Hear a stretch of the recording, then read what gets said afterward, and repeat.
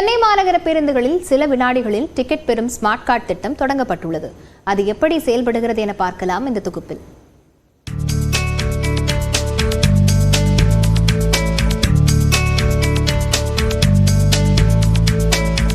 சில்லறை தொந்தரவு இன்றி இனி சென்னை மாநகர பேருந்துகளில் இப்படி சில வினாடிகளிலேயே டிக்கெட் பெற்றுக் கொள்ளலாம்.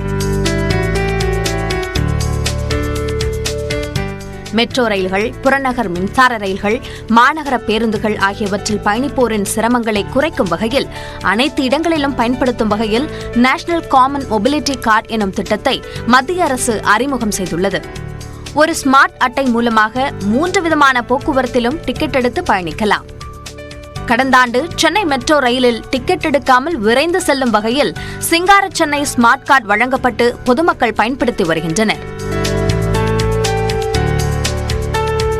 இதேபோல மாநகர பேருந்துகளிலும் ஸ்மார்ட் அட்டை பயன்படுத்தும் திட்டம் அமலுக்கு வந்துள்ளது. ஒன் டேப் தான், ஃபிராக்ஷன் ஆஃப் செகண்ட்ல நம்மளுக்கு டிக்கெட் வந்துருது. ரொம்ப யூஸ்ஃபுல்லாக தான் இருக்கு. இன்னையிலேருந்து இது பயன்பாட்டுக்கு வந்தனால எங்களுக்கு சுலபமாக இருக்கு. அவங்களுக்கு சில்லறை கொடுக்கணுன்ற அவசியம் கிடையாது.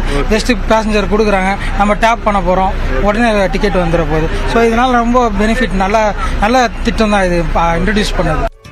ஸ்டேட் பேங்க் ஆஃப் இந்தியாவுடன் இணைந்து 50,000 அட்டைகள் வழங்கப்படும் என அறிவிக்கப்பட்டுள்ள நிலையில் அவற்றை மாநகர போக்குவரத்து கழக அலுவலகங்களில் இலவசமாக பெற்றுக் கொள்ளலாம். இந்த அட்டைகள் காத்திருக்கும் நேரத்தை குறைக்கும் என்கின்றனர் அதனை பெற்ற பயணிகள். கியூல நிக்க தேவையில்ல, அதுல சில்லற ப்ராப்ளமும் கிடையாது. அப்போ நம்ம ரீசார்ஜ் பண்ணிக்கலாம், 200, 300, 500 ரீசார்ஜ் பண்ணிக்கலாம்.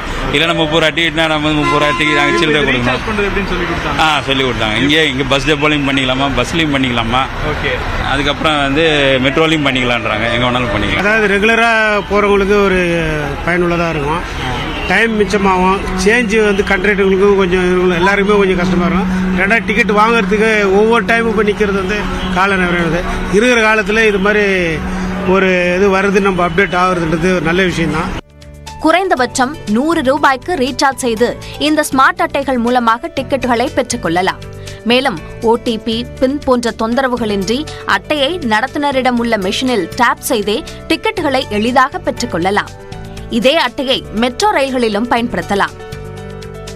ஒரே ஸ்மார்ட் கார்டு மூலமா நம்மளுடைய பயணத்தை எளிதாக்கக்கூடிய வகையில MTCயும் அதே போல மெட்ரோவுக்கும் இணைக்கக்கூடிய வகையில இந்த கார்டை டேப் பண்ணி ஈஸியா டிக்கெட் எடுக்கக்கூடிய நடைமுறை முழுமையாக செயல்பாட்டுக்கு வந்திருக்கிறது.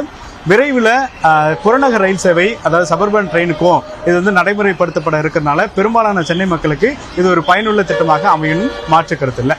ஒளிப்பதிவாளர் பாண்டியனுடன் வேல்முருகன், நியூஸ் 18 தமிழ்நாடு.